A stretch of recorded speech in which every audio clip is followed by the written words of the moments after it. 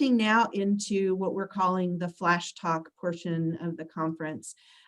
So these are folks who submitted proposals for papers to talk about at the conference. And so we have 3 papers to talk about in this module, in this topic.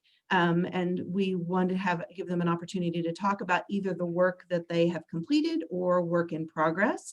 And then once we're finished with these presenters talking about their work and their specific projects, we'll have opportunities for breakout rooms where you can select which one of these 3 groups of authors you would like to visit with in a breakout room for a Q&A session. So as folks are talking about their work, please keep in mind that you'll have an opportunity to follow up with one of these 3. So I will kick it off by introducing the first talk, which is Montessori Diversity, Equity, and Inclusion in Program Evaluation, which is a group of folks that I will let them introduce themselves. I'll stop sharing my screen so they can share theirs.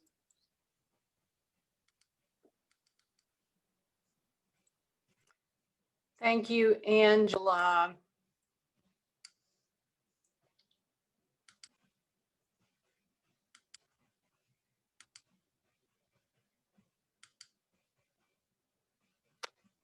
Can you all see the slides? Not yet. Okay. We knew I was probably not the right one to do this. Okay. Let me go back.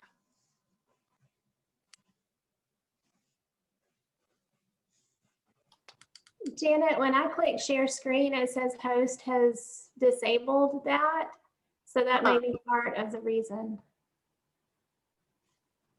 Okay. Can you tell me? There we go. Okay, sorry. You know, it's hard to teach an old dog new tricks.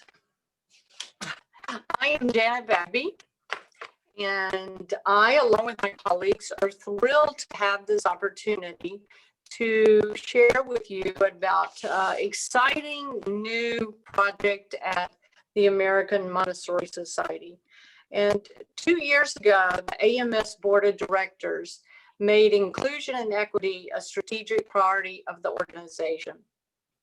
In order to support this priority, AMS recently received a 2-year grant funding for the Montessori Diversity, Equity, and Inclusion Initiative. And I would like to share with you now that Tracey and I are faculty members within the Educational Psychology Department at Baylor University. Titus is a doctoral student in our school psychology program, and Harsha is an undergraduate student, actually a university scholar at Baylor University. And then we have Bryan Jackson, who is the AMS Senior Director of this new initiative. And before I turn it over to Bryan, I want to just mention that Monty Wavard, amazing presentation to kick off this conference, is the Director of Anti-Bias, Anti-Racist Education within this AMS initiative as well. So Bryan, I will now turn the presentation over to you. Right, thank you very much. Jenna, if you wouldn't mind going into presenter mode. Oh, yes, okay. Thank you. Good afternoon, everybody. I have the honor and privilege of serving as the Senior Director of DEI for the American Montessori Society, and I'm happy to be in community with all of you. The American Montessori Society leads and empowers and serves the global community of Montessori educators as the foremost advocate for research, policy, teacher education, and standards through accreditation and other opportunities to develop growth for our membered schools. When we began to think about the excitement around this work, yes, the grant happened within 2 years, but there have been many voices that have lent themselves into moving this work forward, and to be able to center all of those teachers and administrators and parents and educators that have vocalized the importance of centering the marginalized voices is why this work is essential and very, very critical. We have 3 pillars that we are working from within this work. And the Montessori Diversity, Equity, and Inclusion Initiative, will advance the work in propagating best practices within DEI. And how will we do this? Well, we provide a vast opportunity for our Montessori educators to receive the training and resources needed to dismantle and disrupt racism in these areas. We also aim and are committed to creating systems to evaluate processes and programming and make decisions around best practices and principles as it relates to DEI as well. Excuse me. Sorry about that. The DEI initiative, excuse me, and our goals are to create and implement a strategic plan for racial equity. And as you probably imagine, that's not a very small task. We will also develop a plan to guide member schools in developing skills and knowledge around DEI. Why this is important? It's important because you can't make the assumption that everyone is on the same journey that you are on. And so it is essential to begin to meet people where they are within this work. Implement requirements for school policies, professional development, and teacher education program standards that affirm and support the protection of underrepresented and marginalized identities. We have people and families and children in our schools that often are bombarded by white-centered education.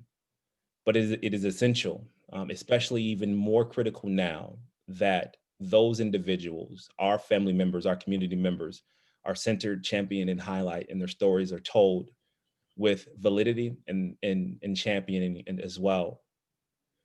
But we also aim to develop and provide free DEI professional development resources and events throughout the year.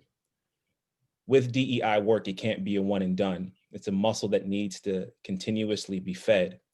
And so again, with people within our organization and within our community, to be able to offer free of charge professional development opportunities for administrators, teachers, and so on, is the goal of our work as well.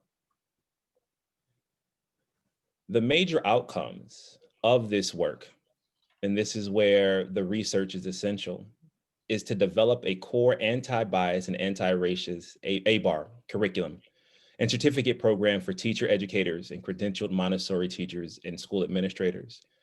I also have the honor of doing this work, being in this work, fighting in this space for work with Maati, who will be the lead facilitator, educator, teacher for our ABAR course, which will be a comprehensive 4-week, very intense training session for our membered schools. We will also begin to measure and develop a Montessori equity audit benchmarking tool to assess the diversity, equity, and inclusion within our AMS schools, our teacher education programs, and our board of directors within the commission and the committee and the staff. And so we are looking at a holistic approach into not only what supports we can do outside of our organization, but what work needs to be done within our organization as well. And the last pillar is that this work is being coordinated and led by someone on the senior leadership team. Why is that essential? Race equity work, DEI work can't be seen as secondary. It has to be an individual who is at a table that has the training and has the voice to be able to vocalize why this work is important. Being at the table is one thing, but being willing to stand on the table and demand justice is another thing. AMS is committed to that, but we are early in the journey of being able to look at some of the standards and procedures that we have in place to get the data that we need to support the movement in the right direction. To date, some of the successes that we currently have, again, the ABAR certificate course, and all praise and success goes to Maati for not only getting this started, but being able to put the knowledge and the training behind it for our members. But also having made connections with all of our affinity groups and engage with our affinity groups to be able to hear about their successes and their challenges and ways to further amplify their stories and their voices. We have also to date created and developed a Black Lives Matter programming that many of you or some of you may have been able to take a part in, where many voices were centered to elevate the beauty and the importance of Black lives. We have also created and developed facilitation and training for the AMS staff and for our AMS board, for our TIAC and our SAC programs as well, that will address everything from DEI, but also race equity and the fear that comes behind when talking about race. And so I would like to pass it on to Tracey, who will begin to dive a little bit deeper into the research methods and the supports that are needed to further move this work forward.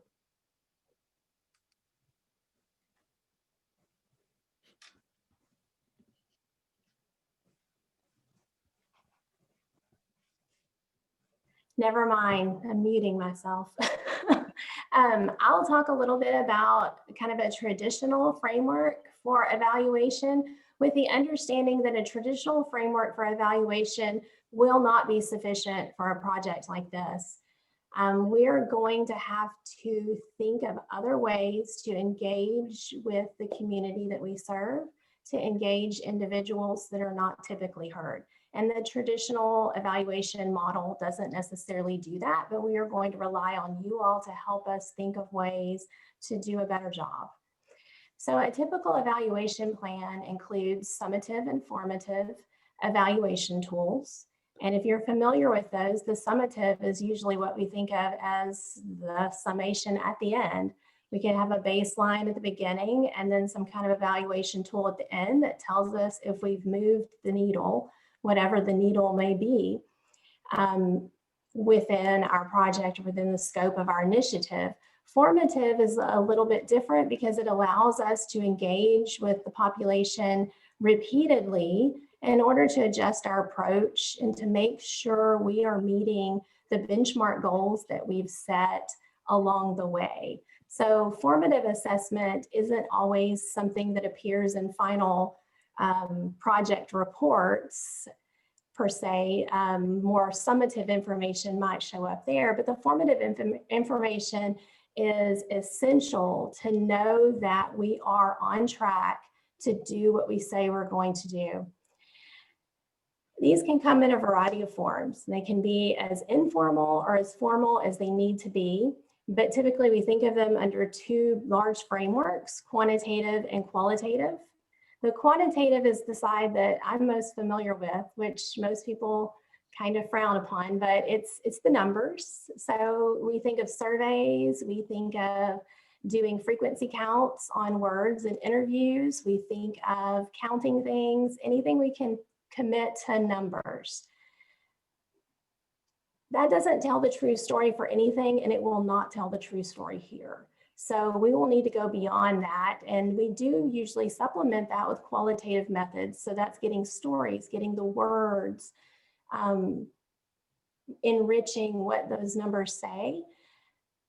This is where I think we need to build a stronger evaluation for this particular initiative, is through this qualitative method and how we actually conduct that.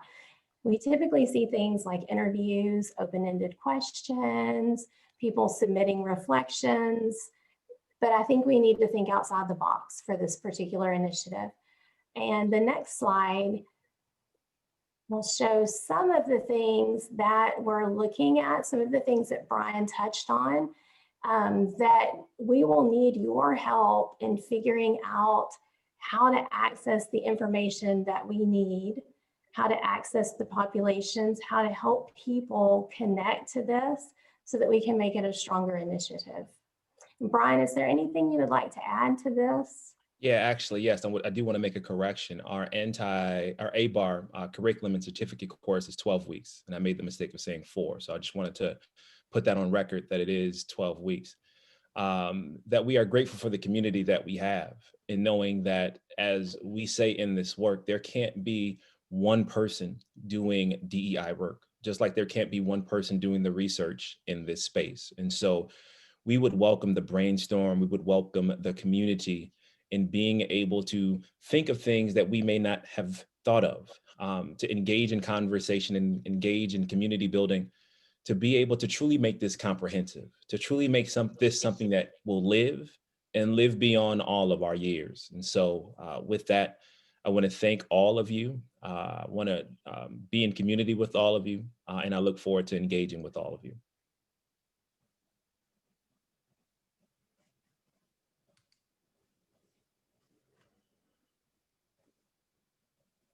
Thank you so much. So this group of authors will be the first breakout when we finish all 3 talks. So if this is something you would like to follow up on with this group of authors, please make note that you want to join breakout number 1.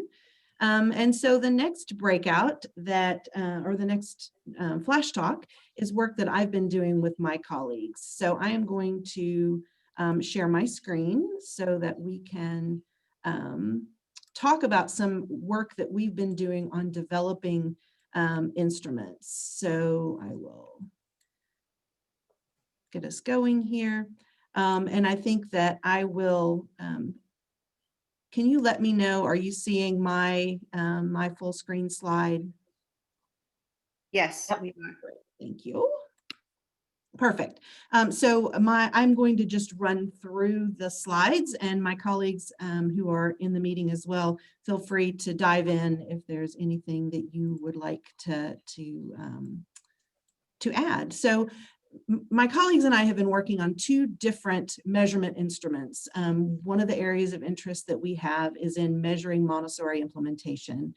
As you know, there's lots of different interpretations of Montessori education. There are even schools out there that call themselves Montessori that may not be fully implementing Montessori education. So as researchers, it's important for us to have ways of demonstrating that the research that we're doing is being done in what people would consider to be Montessori environments. So the idea of supporting and measuring and understanding Montessori full implementation sort of has been driving this work.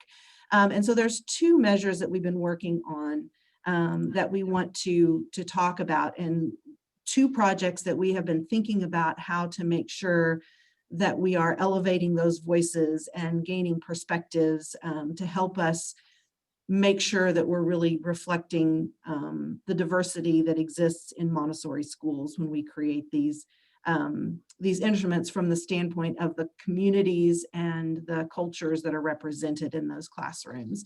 So the first instrument that we're working on is a measure called the Measure of Montessori Implementation.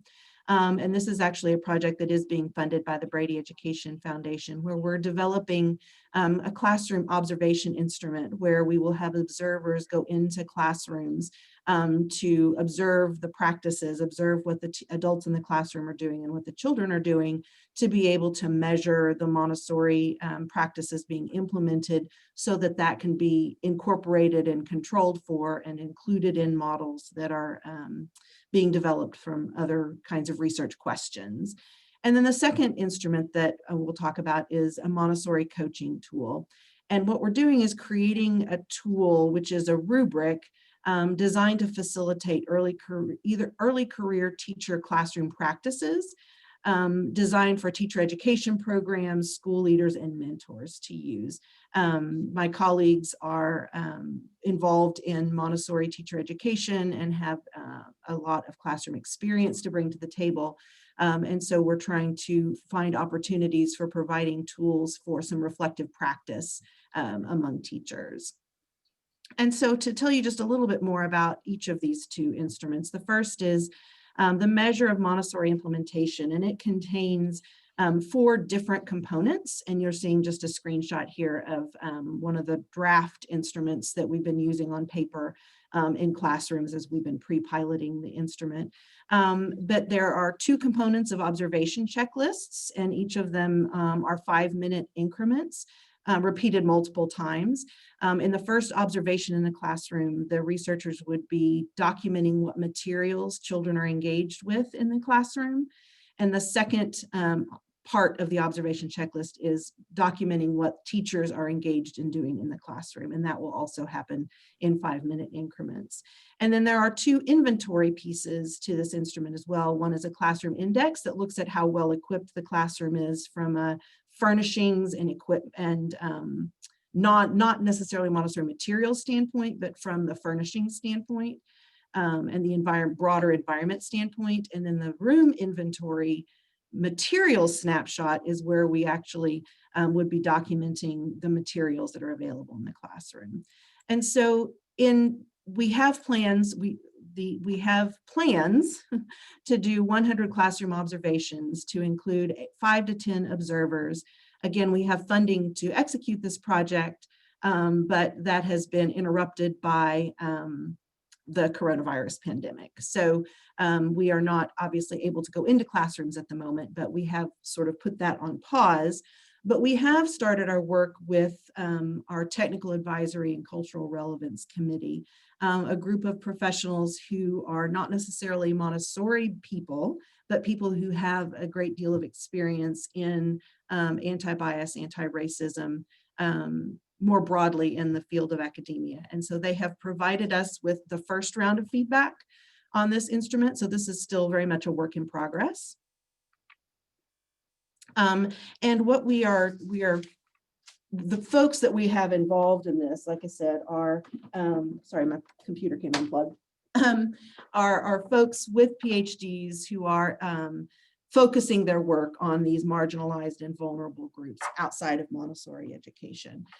We have planned to have 2 meetings with these folks where they're reviewing materials prior to the meeting, and then we're meeting via Zoom for about 1.5 hours. And so we have had our initial meeting where we looked at the instrument itself.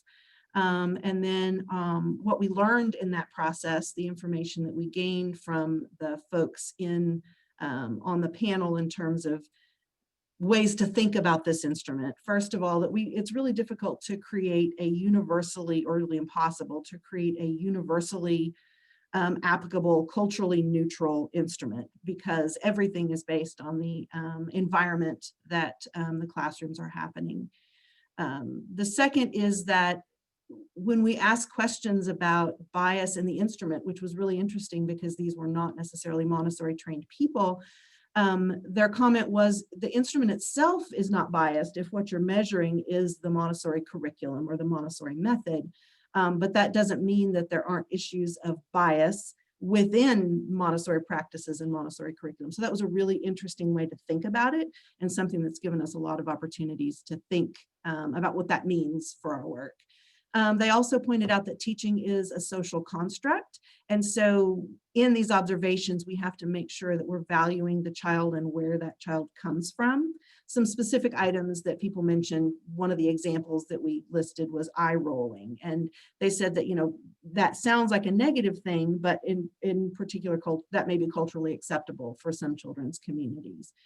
We use terms like calm, or high levels of emotion, or negative, or agitated. And so they just raised the issue of making sure that we're really concretely defining those terms so that there's not any bias in how those are interpreted by the observers in the classroom. They also suggested that music can be one way that classrooms can be more culturally responsive, and also the books that teachers are using in the classroom. And then I made a lot of other additional specific technical suggestions as well, but these are just some examples of what we've learned initially from this group of folks. We are planning to, so we do have some additional specifics of things that are going to be adjusted in the instrument. For example, talking to the children eye to eye was one of the items, and we're adjusting the language to recognize that the child may or may not look directly back at the teacher, because that may be a cultural issue.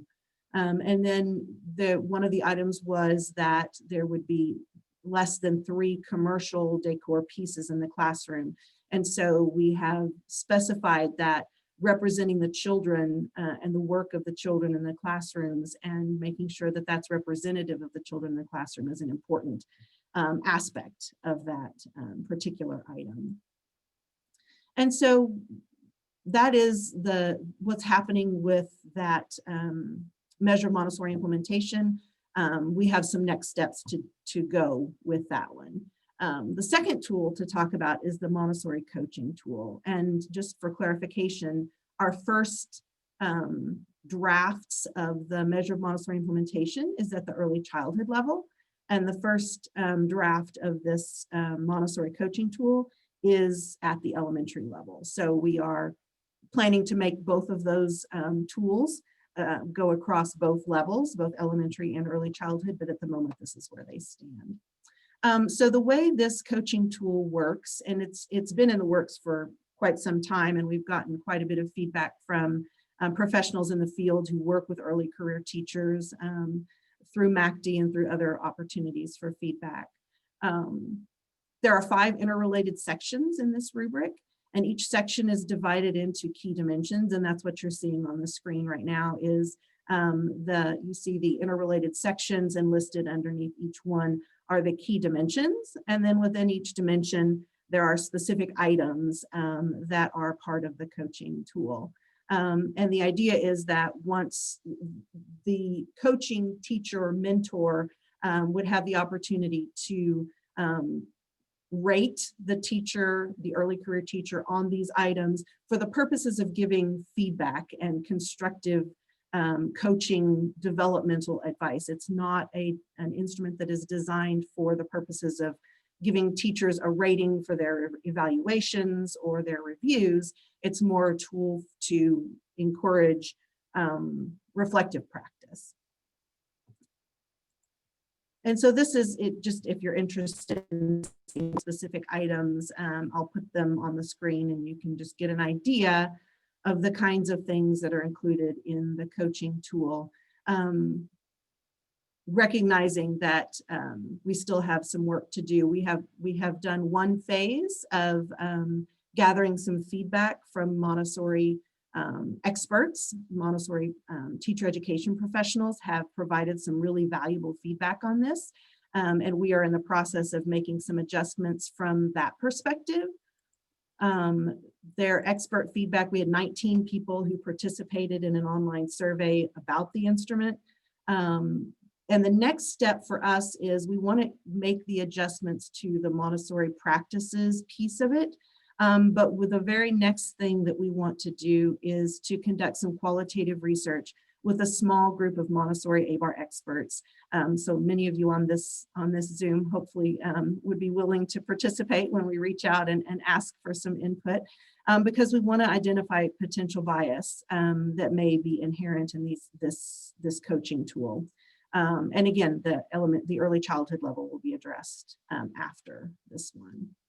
So we are anticipating getting a small group of in-depth interviews, whether it's a focus group or in-depth interviews. We haven't determined that yet, but we are going to ask folks to review the revised instrument in advance, use a similar procedure to what we used when we got feedback on the measure of Montessori implementation from those experts to provide some really detailed feedback.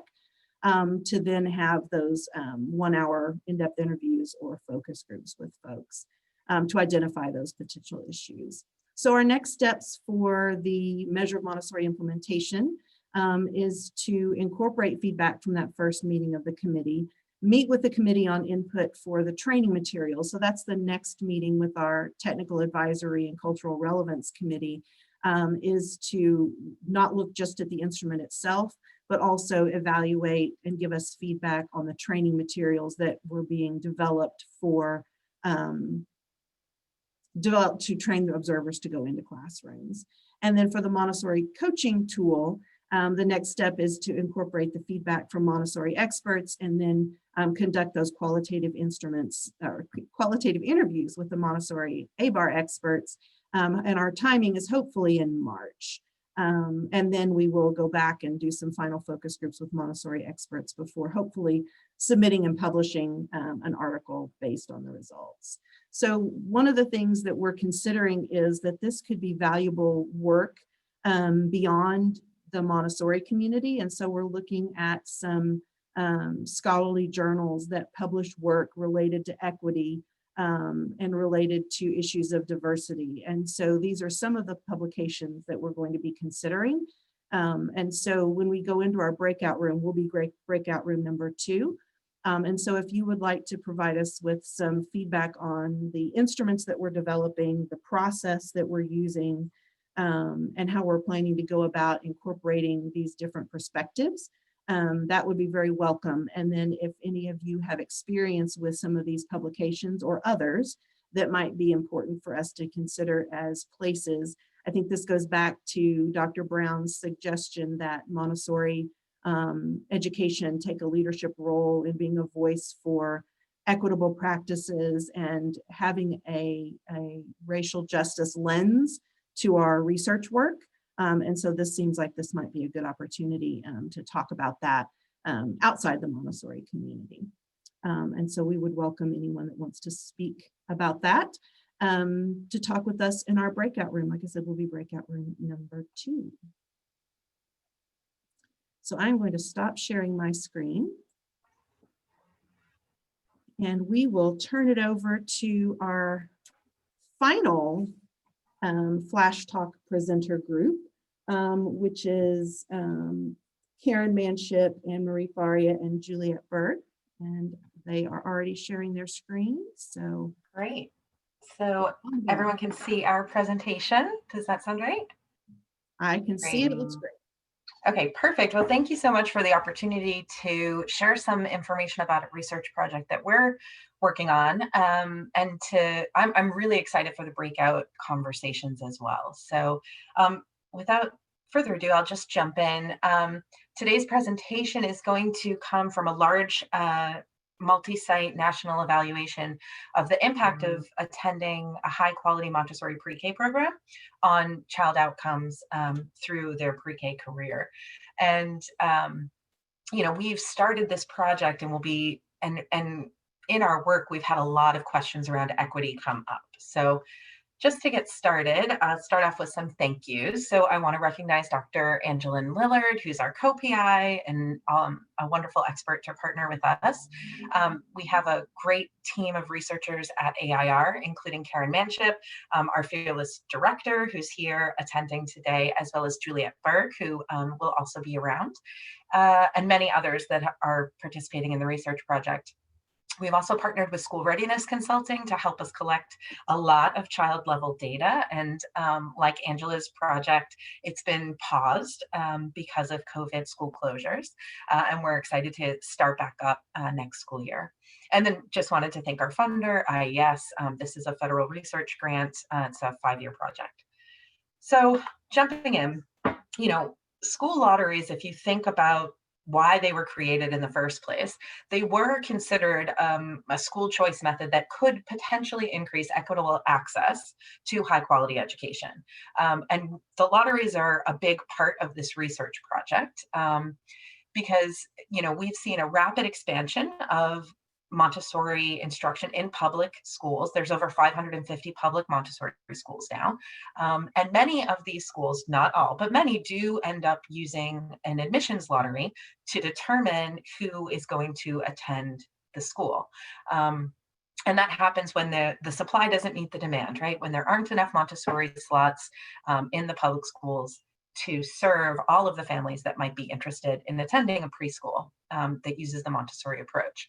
And again, the lotteries also were created, at the district level or at the state level in some cases to increase equitable access to high quality education. But they came with a promise of equity, and we're trying to understand if they actually are equitable. So in the context of this study, we're using those lotteries as kind of a proxy for random assignment. So that allows us to make some causal inferences and to really attribute the outcomes that we see for our kiddos to their experience in the Montessori pre-K program. And as I said, a lot of questions about racial equity have come up around the lottery process in general, as well as potentially our consent process to invite families to participate in the research. So I'll just give a quick intro to the study before we jump into the content. It's one of the first federally funded studies of the Montessori preschool program in public schools. It's a 5-year federally funded grant. The idea is that we're going to compare both some academic, cognitive, language literacy, early math, and social emotional outcomes for students who were offered a slot in Montessori pre-K through a lottery with the outcomes of similar students who applied to the same lottery but were waitlisted. And this will create two groups for us to follow longitudinally through the end of pre-K and beyond to understand how their outcomes differ over time. It includes a lot of sites nationwide. We are actively recruiting over the next couple of months. So if you and your personal networks know of a Montessori program that uses a lottery for pre-K3 admissions, we would love to hear from you because we're trying to expand the sites that participate. And the goal is to have about 600 students, a mix of those that were offered a slot in a Montessori pre-K and those that were waitlisted for the same school. So that's a little bit about the study itself. But when we started this work, we started with our first group of students across multiple sites. And one of the first things we wanted to do was to make sure that the two groups, those that were offered a slot in Montessori and those that were waitlisted, were similar. That's like a first step for us in the research project if we want to move forward and go ahead and make those causal inferences. And when we sat down with their data, we noticed right off the bat that we did not have equivalence. Those two groups were actually different in terms of some key background characteristics, including race and ethnicity. So the important thing in this table is the bolded red row.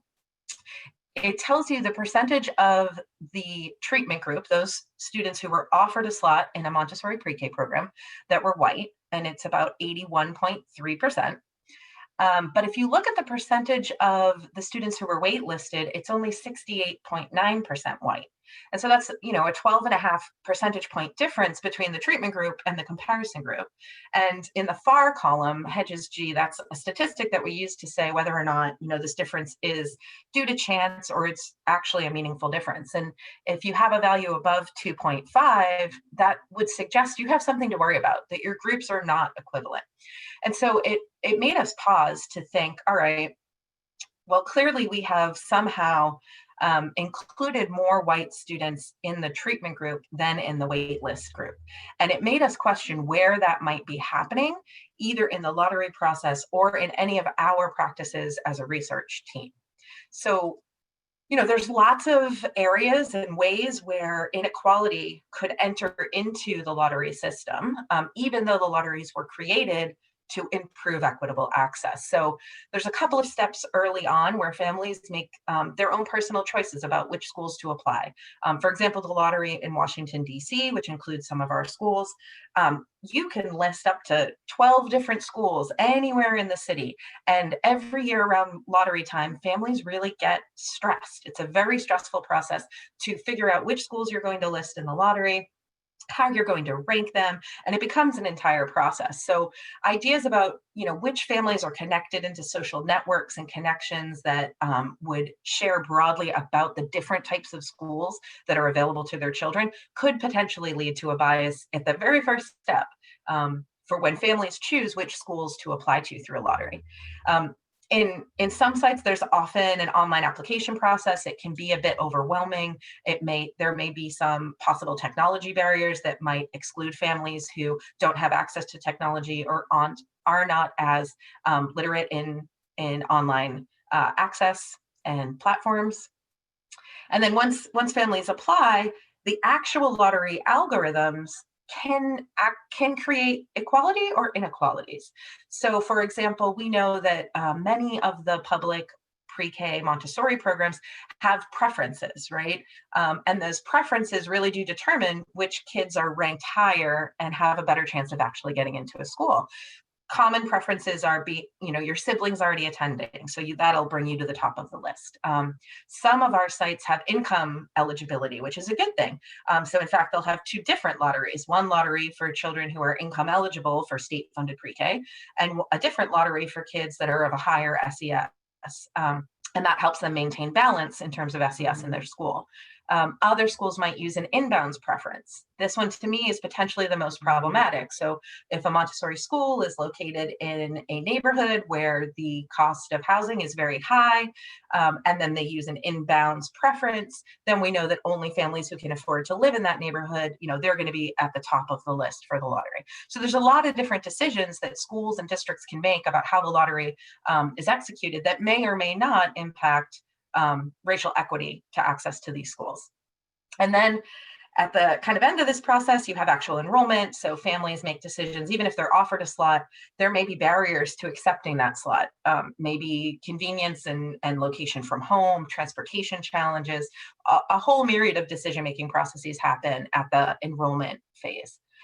And then finally, what we'll end up talking about today is this last step for us, which is, okay, so you make it all the way through this process, you do apply to a public Montessori pre-K program, you're either waitlisted or you're offered a slot. Who then participates in research at these sites? And are we excluding some families and lifting up the voices of others, which our baseline equivalence analyses would suggest, right? If our sample has more white families, we may be hearing more about their experiences, and we may be excluding or silencing voices from families of color. So we wanted to try to better understand this. So where in the process does this unequal access occur?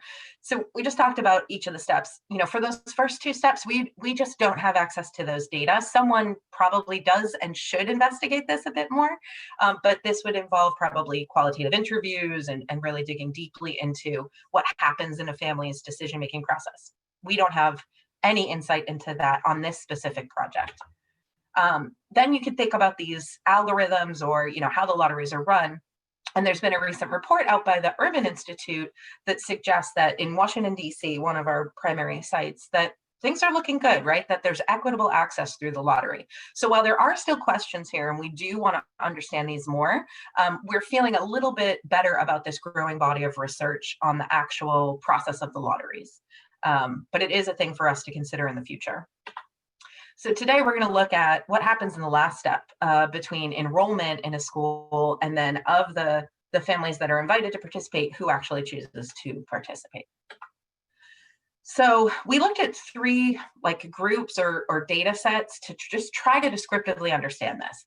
And the first data that we pulled were from the National Center on Education Statistics, their Common Core data. This is data that's available on almost every public school that tells you the students who are enrolled. So we can get the racial enrollment data from publicly available data sets for each of our study sites.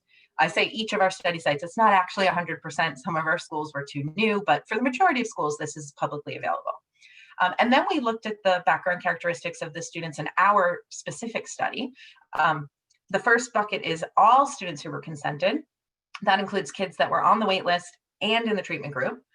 And then the comparison that I think is the most important as we walk through our figures, we looked at the race and the background characteristics of the consented treatment students. So these are kids who were offered a slot at a Montessori pre-K school and then invited to participate in the research.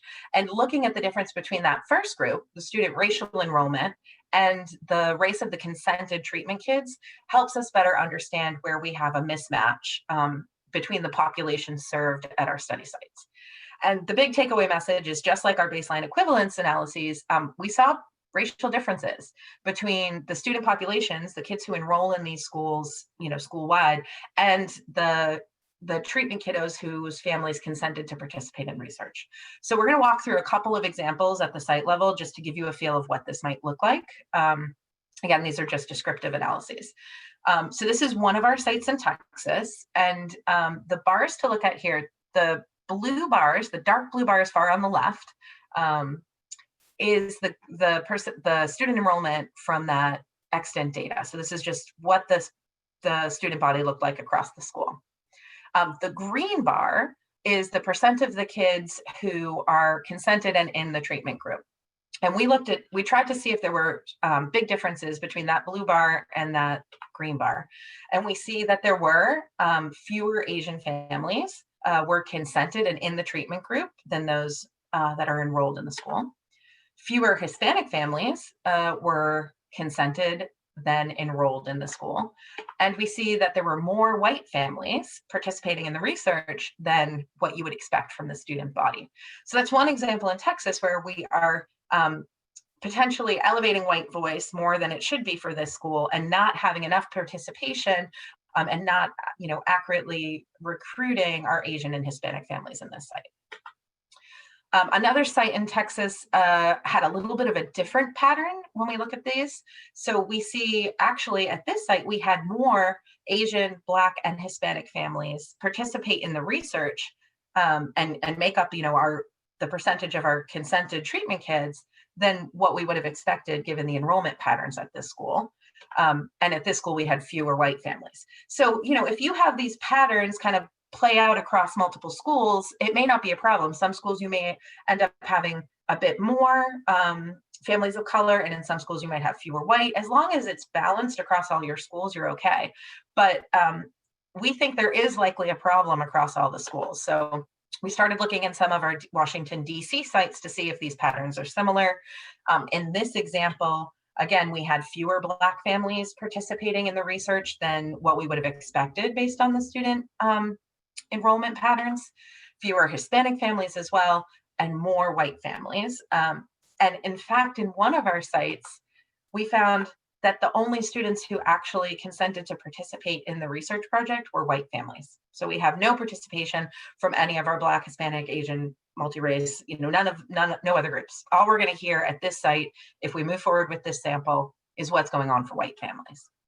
And so, we see clearly that the consented sample doesn't match the school enrollment patterns. And we see that we have a lack of baseline equivalence, meaning there's more white kids in the research study who actually were offered a slot to Montessori than those that were waitlisted.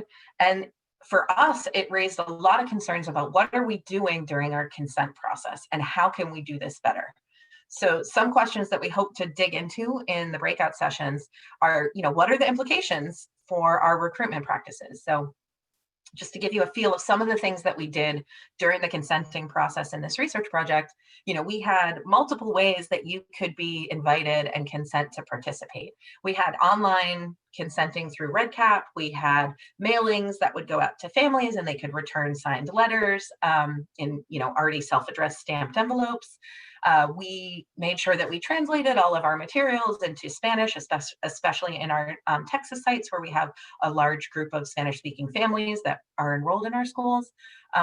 We attended school open houses to kind of talk about the research study for families that were thinking about applying to the school.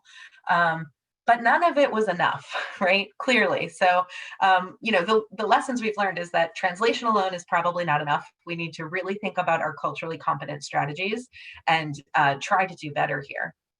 The other thing is, for all of our families during the consent process, we actually didn't know anything about these families other than that they applied to this lottery. So we didn't have their background characteristics, which meant we couldn't do a great job of understanding these patterns during the research project. But the way we did it is if a family returned a consent form, we had information that they had completed, things like the family income, the race, ethnicity, language spoken in the home. And we can probably do a better job of monitoring that as it comes in to make sure that we're avoiding unbalanced samples in the future. And we thought when we started with REDCap online consenting, like, oh, this is amazing. It's going to be so much easier to reach our families. Like we can send a link in a text and just an email. And while that might be true, we might not be reaching all of our families. So thinking about whether or how online consenting processes might affect the racial or other background characteristics of our sample. And then I think one of our biggest questions here is, all right, let's acknowledge that potentially participating in research hasn't always worked out well for our families of color. And there's a long history of inappropriate actions taken by researchers. And so how can we build the trust? What do we need to do to have better conversations and make sure that we are actually serving the families that are participating in our research projects? And then some bigger picture questions that we'd like to bring up in the discussion time together is thinking about what it means if this is like the status quo. So what are the implications of not including families of color in our research? what are the implications for our study? You know, we're doing our best to try to pivot and switch and think about better recruitment practices as we launch again post-COVID. But what are the implications across the field, right? So when we talk about, well, evidence-based says XYZ is good for kids, does it really mean XYZ is good for white kids? Does it mean XYZ is good for all kids? What does it mean if our research has systematically excluded groups?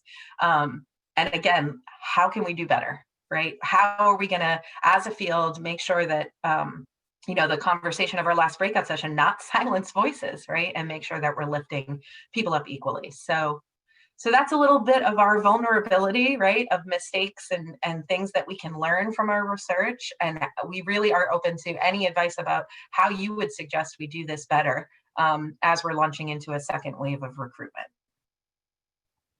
So again, thank you for everyone for your time, and to our team and our colleagues and to our funders.